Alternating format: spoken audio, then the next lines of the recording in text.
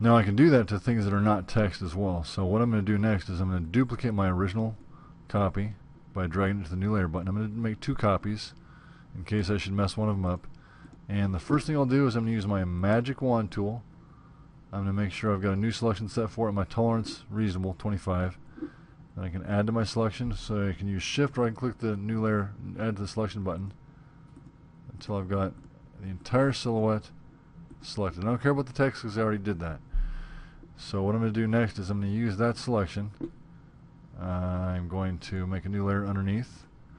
And I want to make a gradient. So I'm going to take the gradient, and to get a gradient going, I'm going to take this, open up the gradient from, again, where it is. If I choose the gradient tool, I got the gradient selection up there. Double click to open it up. This has stops in it to let me pick the colors I want. And I'm going to pick colors that are in my picture already. And here's the other end of the gradient. A gradient is when I have a transition from one shade or color to another. And by the way, just for kicks, you can also adjust the opacity or the transparency of it. Now this one I want to leave the same, but you should know that that's there. So I'm going to put on a fresh layer, I'm going to add that gradient, and I'm going to use the linear gradient straight to the bottom. Now what does that look like? It looks like this. It more or less blends in. That's good.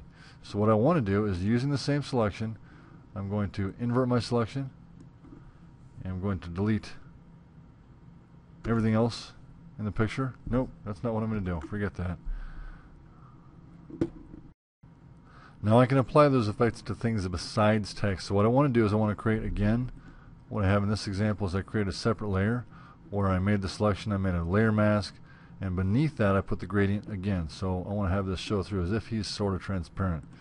So I'm going to go back here. I'm going to make 2 copies of this. I don't know if I need 2 copies, but I always want to have a backup in case I completely blow it. Here's my magic wand tool, set to new selection, my tolerance reasonable but 25. Add to my selection, hold shift and click. Okay. And I'm going to use that selection to make a new layer where I'm going to have a gradient. And the gradient can be created once you select the gradient tool. This little panel up here in the options bar lets me open it up and choose my gradient color. So the gradient, I can put sliders in here. I can add as many crazy colors as I want to. Okay, what I'm going to do though is I want to match the background. So I'm going to take these sliders out. All I have to do is pull them out and remove them. So you can add as many as you want to try and then remove them. And I double click. I go click in my image to get the color. Double click and click inside the image to get that color. So there's my gradient. And on my fresh layer, using the gradient tool, using a linear gradient right here, drag straight down. And now what's that look like? I've got that. So in a minute, that's going to show right through my image. So now what I'm going to do is I'm going to take that selection and I'm going to apply a layer mask to it. So as you can see, that hid everything else but this. So using my brush tool, I'm going to apply some torn effects to this. I'm going to choose which brush to use. I want nice, sharp cuts in my image. And I'm going to mess with my brush until I like what it's doing. Now if you're smart about this, if you're paying attention, you can actually use this to highlight the form of the figure. So if I do this to highlight the arms, and I can do the same thing with the wheels. I'm not going to bother with the plants in the foreground. What this is doing is it's calling attention to this piece. If it was just silhouette, it would look okay. But by stressing it a little bit, stretching it out a little bit, putting these effects into it, that's going to make a little more of our attention go there. You can be picky about where you put those marks. So when you're done, now you have something like this. And that's how it works. So try to come up with something that looks like this.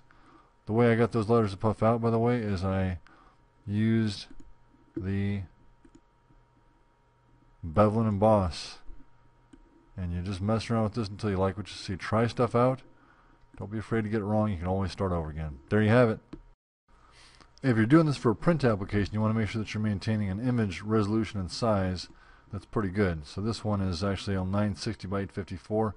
Could be a higher resolution, but that's not too bad. If you're going to put it on the internet, you want to make sure that you use Save for Web and Devices. Think about the size that you want it to be. For our blog in the class, we're going to set them to 600 or 500 or 400 wide. Let's try 500. We're going to make sure that we choose a PNG preset, PNG 24, and then save, and that's how big it's going to be.